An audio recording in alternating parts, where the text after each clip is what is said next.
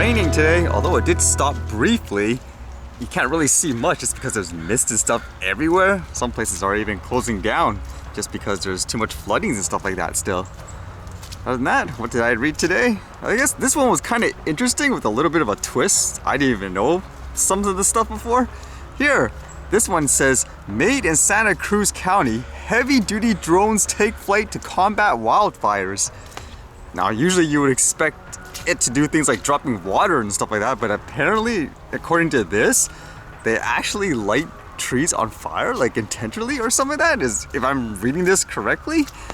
Nestled amidst cypress trees and a blanket of thick coastal fog lies an inconspicuous workshop where parallel flight drones are being tinkered with and tested. The Firefly, weighing 120 pounds, looks only faintly like its hobbyist cousins and more resembles a small aircraft. Yeah, it's pretty huge too when you look at the picture. It stands roughly 3 feet tall and has more than 5-foot wingspan. And here, form is function. The startup's drones are specialized to transport heavy loads, firefighting supplies, industrial packages, and even human organs for transplants. And as they say, you normally need things like huge helicopters, which is really expensive, but I guess as companies like these progress further, more solutions will be provided. It says parallel flight drones are equipped to fly from 2 to 7 hours continuously. Most other industrial drones on the market take to the sky for 15 minutes to an hour. That combined with Firefly's 4 propellers and hybrid fuel and electric power system means it can reach speeds from 60 to 100 miles per hour and carry up to 100 pounds over longer distances compared to the competitors. And this was the part I didn't even know in general. It says, another specialty of the long-distance drone? Scaling up prescribed burns. Those intentionally lit fires, a practice established by indigenous peoples millennia ago, reduce wildfire risk and provide ecological benefits to plant communities. The Firefly will be able to set 1,000 acres to 4,000 acres of land on fire in a single flight, according to Resnick. Drones in the sky now, lighting prescribed burns, only fly for about 10 minutes. Again, when it comes to things like this, I would originally think it'll carry water and stuff like that, but yeah, according to this, they say they actually intentionally burn trees and stuff like that. I guess, is it a way to control things such as if there is a fire, then it'll be more unlikely it'll spread like crazy just because you cleared like a certain section and then you regrow it over and over again. It doesn't sound like it's too easy to manufacture, I'm guessing, just based on this anyways. It says, currently the company produces about a drone a month. Resnick said, by 2023, the majority of parallel flight customers will have a Firefly in hand. The company also has plans to light off an inaugural prescribed burn with its drones sometime in 2022. But how quickly the aircraft will become standardized in the wildland firefighting and land management worlds remains to be seen. And this was kind of interesting, I guess, with all that news of things like platforms and stuff censoring people. I don't know about this one. This one's a little odd. Apparently in Australia, they're going to force platforms to act like a publisher in many ways.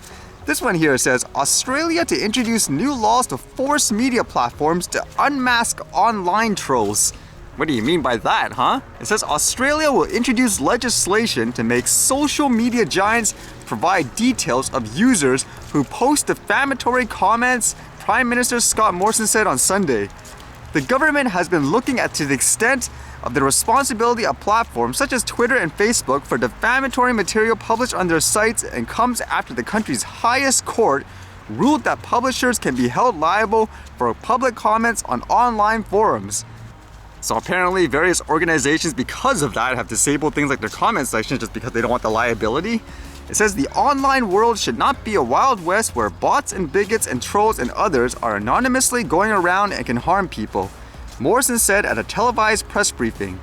That is not what can happen in the real world, and there is no case for it to be able to be happening in the digital world.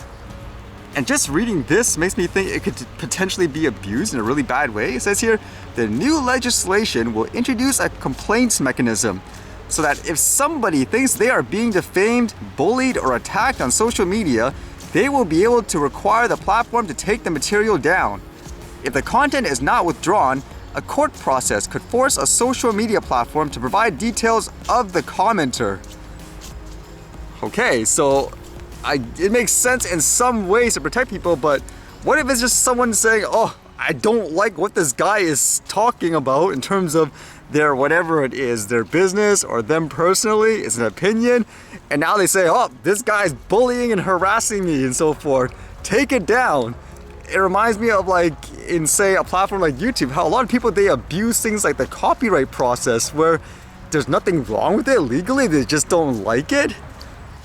Or imagine if it's something like, I don't know, like a politician or something like that. Jeez, this reminds me of things like all those stories in China where you say something that people don't like, and even if what they're doing is perfectly fine, who is going to be able to fight another that has so much, let's just say, resources and power? So let's just say there in Australia, if people really dislike a certain politician, what's stopping them from bullying someone with all these resources and stuff that the average individual doesn't have? And they'll be like, okay, that's it. I just have to censor myself now because I don't want to take the risk of them dragging me into all this court process and all that.